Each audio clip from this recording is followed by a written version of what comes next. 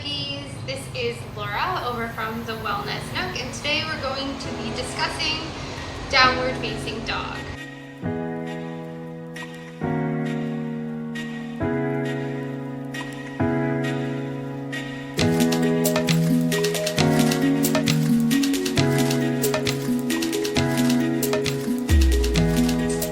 In today's video, we are going to be focusing on what exactly the pose is, what kind of pose it is, and how it works as far as how it is working with our chakra systems, elements, and doshas.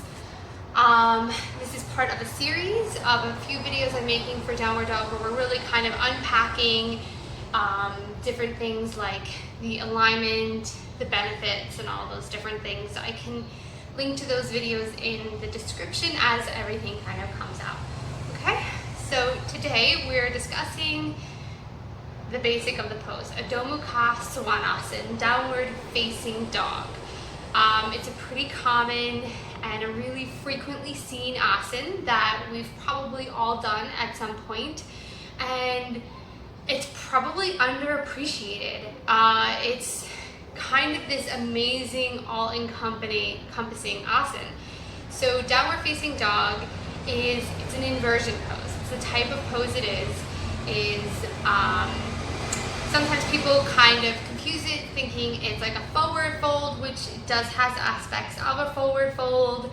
Some people think of it as a recovery pose, and then also confuse it with resting, but its main type of asana is it's an inversion, and we know there are so many fantastic benefits to inversion poses, which we'll unpack in other poses, but in the other video. But what we will get into, one of the amazingness parts of an inversion asana, especially in this one, is how it goes through our chakras. And what's so fantastic about Adho Mukha Svanasana is we are literally activating all of our chakras, whereas a lot of other asanas it's more focused in different areas. But because it's an inversion and we get those inverted benefits, we are activating, our crown chakra, we are activating our third eye chakra, we are getting into the throat, we're getting into our heart, we're getting everything all the way down into our root chakra. So it really helps us open up throughout our chakra system and bring that, energy all the way up, because it's an inversion, while also it has that still forward fold benefit of really opening up the backs of our legs and our hips and getting into that area of our lower root and sacral chakra. So it has such amazing benefits there. It really helps with the anahata chakra, our heart chakra, while we open our chest and press our heart forward, opening up in our upper body. So it's amazing in that aspect.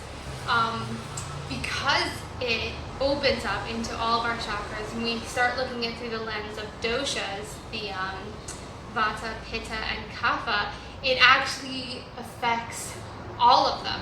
And how you play with your downward dog is going to affect which dosha you're playing with more, which is really kind of awesome and fun. And it's something fun you can do with yourself. Like, you can find out, because everyone, we have what we're born with, the dosha that we like kind of resonate more with, or you're a tri-dosha or a dual dosha. You kind of figure out where you are, but even once you know you are, we kind of fluctuate, especially, well, honestly, everybody, but for me, I know as a woman, I fluctuate depending on where I am in the month, depending on my own personal cycle, I'm going to be different. So it's kind of fun that you can, once you know that and connect with yourself, you can kind of play with downward dog with what you want to, which dosha you want to work with. If you want to really activate pitta and get fire and heat, like, you can really hold that pose and really engage your muscles in it and bring that fire in. Where at the same time, if you want to downplay pitta, you can kind of come out of it a little bit sooner.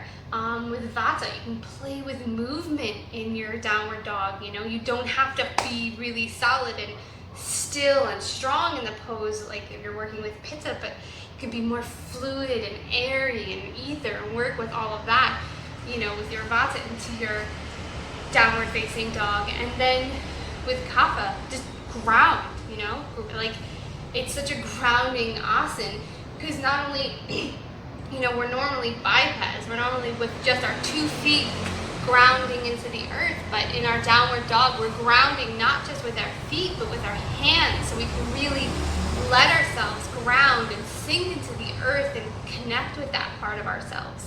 So it's kind of one of the really fun things about downward dog is the possibilities that are incorporated with it in the lens of Ayurveda. I mean, there's so many amazing possibilities through the anatomical lens and the scientific, and when you're working with like muscular skeletal system and stuff like that, but even on the Ayurvedic lens of how you can work with getting all of your chakras and working with all your doshas. And then in turn, since you're able to work with all of the doshas in this asana, you're also being able to activate all of the elements. You're not just limited to, you know, one element or 2 or 3. You got all 5 of them because you're able to work with, you know, your ether and your air when you're working in the like playing with movement in your downward dog, and you're working with your earth and you're grounding in with your kapha, and you're working with your fire. So it's really kind of an amazing underappreciated asana, probably again because, you know, we see it all the time, and it's not a very unpacked asana. It's really common that we just go to our yoga class, we do our poses, the teacher sprinkles a little bit of extra information in sometimes, but a lot of times it's about it, and then you don't really learn more until you choose to maybe do a teacher training. And even then, sometimes things don't get really unpacked because, you know, a teacher training is only 200 hours. That is nothing. That is so not enough. I'm a yoga teacher, done my 500 hour. I'm also a massage therapist, and have done well over 1,000 hours of training in that area. And then I've done continuing ed with both, and have just still feel like such a student, such like I'm so learning. So I feel like honestly a 200 hour, it's not enough. I remember when I first started massage school, my first massage teacher was saying how all yoga teachers should have to go to massage school, because massage school at minimum is like 500 hours, I think.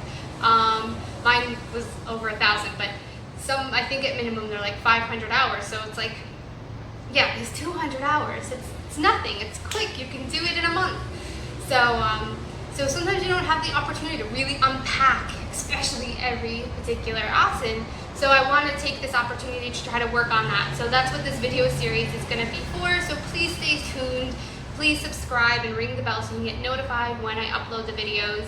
I'm also going to create a yoga class around downward dog, because it's not a pose that we construct classes around, because it's usually more of a supportive pose. You know, it's something that, you know, you add into your vinyasa practice, in your vinyasas. It's part of Surya Namaskar. It's a part of warming up and getting ready, but it usually isn't like the peak pose. So you never really spend a lot of time feeling it and being in it and learning how it should feel in your body. So I'm going to do that as well, and I'd like to do this with other asanas. So if you have any requests of any particular pose you want me to focus on and unpacking in these different videos. So the different videos are going to be like this one, which is where I go over the name of it, the type of pose it is, and kind of through more of the Ayurvedic lens. The chakras, it's in relation to the doshas and the elements, and kind of playing with those concepts. The other videos are going to be more another video more anatomical on what's the proper alignment and common like misalignments, common mistakes with this asana, and then there'll be another video on like benefits and contraindications, so basically why you would avoid the pose, why you should do the pose, and then a video of a class on how to do the pose. Yeah.